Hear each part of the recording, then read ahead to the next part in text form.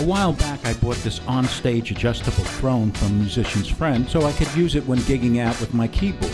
It was expensive, about $90 at the time, although it does a nice job as far as seats go.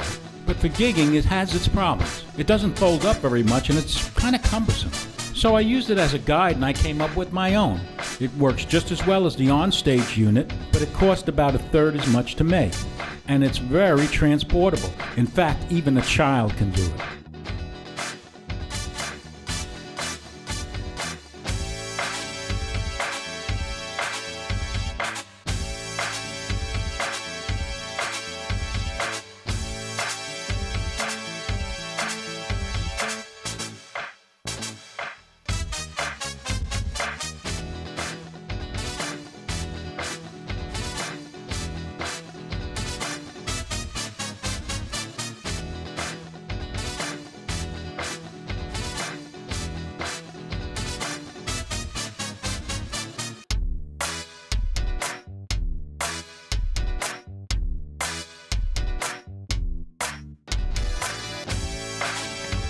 So with a shout out to my granddaughter Jilly, who showed us how easy it is to transport and put this together, I want to remind you that this can be used for drummers, used with keyboardists, and even classical guitarists.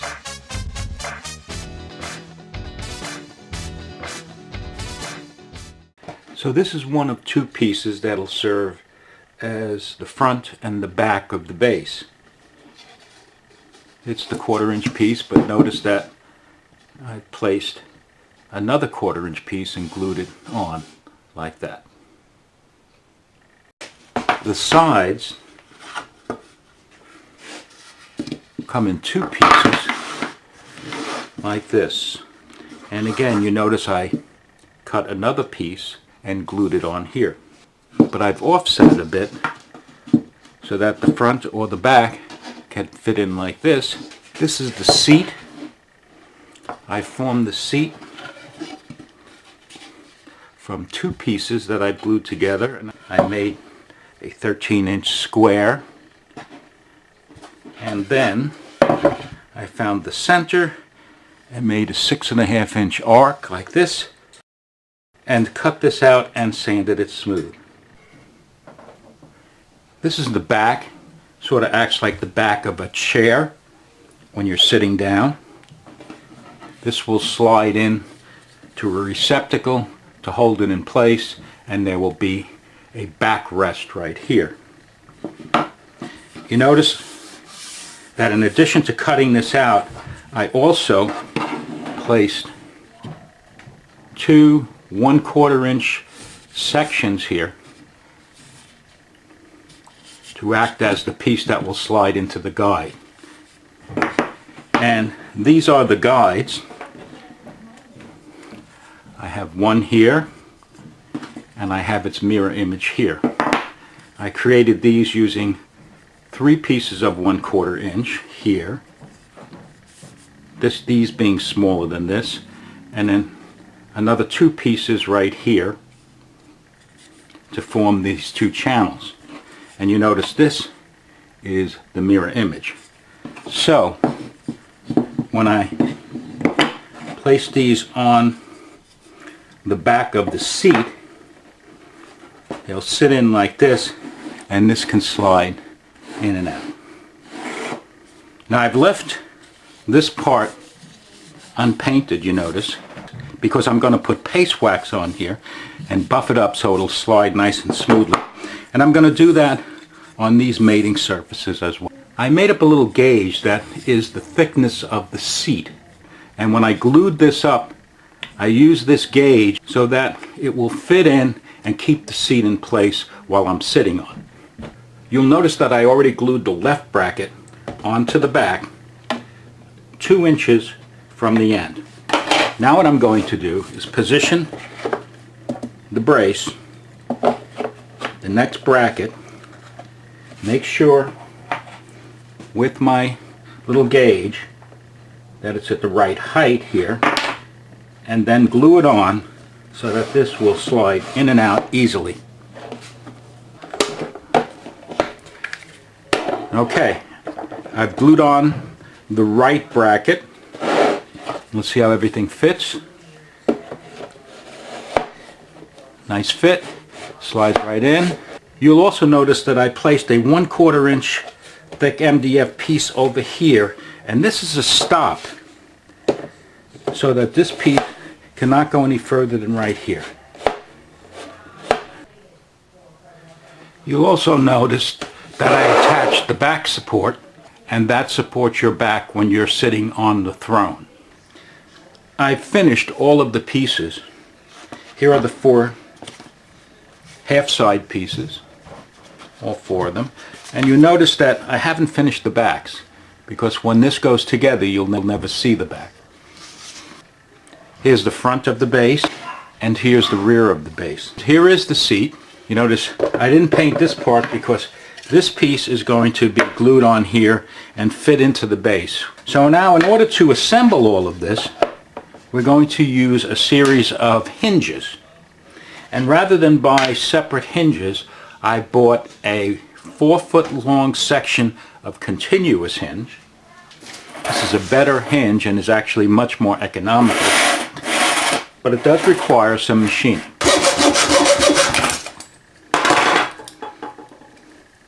Okay, and that completes the 8 hinges I got from that 4-foot section of continuous hinge. You notice the last one's a little shorter, but that doesn't matter. Now what I'm going to do is file the ends that I've cut, because they're a little raggedy, and then we can get on to assembling the base. Now I'm going to start putting the base together by taking the back of the base and just propping it up on some spare wood so that's flat, and then 2 of the shorter sides of the base. I'm going to put this like that, and I'm going to make sure that it's square, and I'm also going to make sure that it's flush. I'm going to place this here and marking the holes. Excuse me. Now I'm going to drill the holes with a 3/32 inch bit.